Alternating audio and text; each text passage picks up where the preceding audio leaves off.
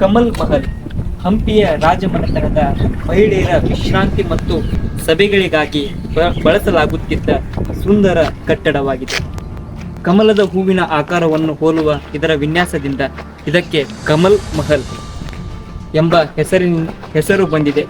ಹಿಂದೂ ಮತ್ತು ಇಸ್ಲಾಮಿಕ್ ವಾಸ್ತುಶೈಲಿಗಳ ಸಂಗಮವನ್ನು ಈ ಕಟ್ಟಡದಲ್ಲಿ ಕಾಣಬಹುದಾಗಿದೆ.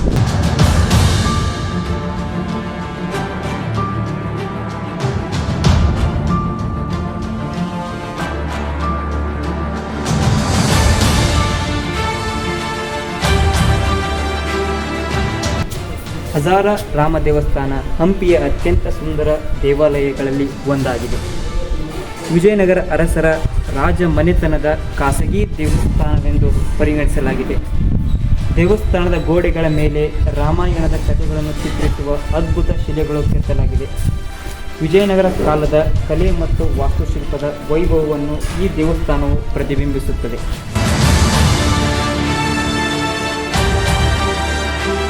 ರಾಣಿ ಅರಮನೆಯ ಅಧಿಷ್ಠಾನ ವಿಜಯನಗರ ಸಾಮ್ರಾಜ್ಯದ ರಾಣಿಯರ ವಾಸಸ್ಥಳವಾದ ಭವ್ಯ ಅರಮನೆಯ ಅಡಿಪಾಯದ ಅವಶೇಷವಾಗಿದೆ.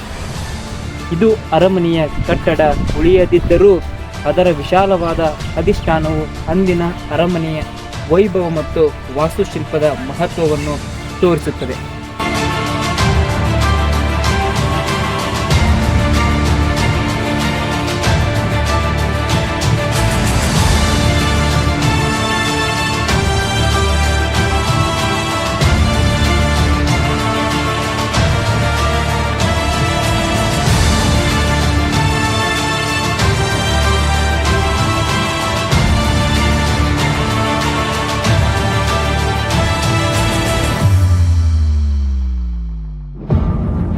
ವಿರೂಪಾಕ್ಷ ದೇವಾಲಯವು ಅತ್ಯಂತ ಸುಂದರವಾಗಿ ನಿರ್ಮಿಸಿದ ದೇವಾಲಯವಾಗಿದೆ.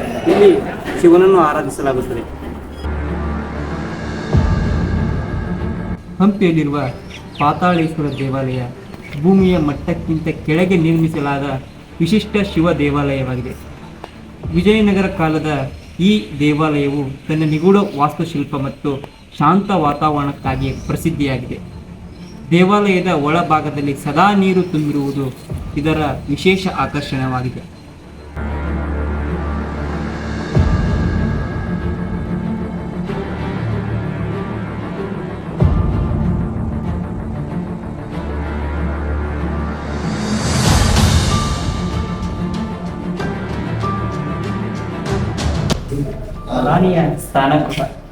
ರಾಣಿಯ ಸ್ನಾನಗೃಹವು ವಿಜಯನಗರ ಸಾಮ್ರಾಜ್ಯದ ರಾಜಮನೆತನದ ಮಹಿಳೆಯರಿಗಾಗಿ ನಿರ್ಮಿಸಲಾದ ಭವ್ಯ ಸ್ನಾನಗೃಹವಾಗಿದೆ.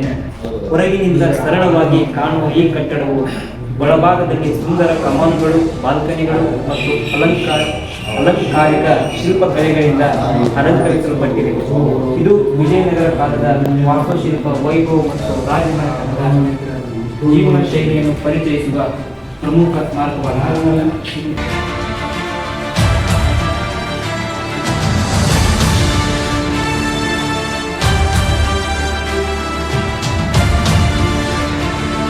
ಆಗಿನ ಕಾಲದಲ್ಲಿ ಜನರು ಸಾರ್ವಜನಿಕರಿಗೆ ಉಪಯೋಗವಾಗಲಿ ಎಂದು ಈ ಈಜುಗಳನ್ನು ನಿರ್ಮಿಸಿದರು.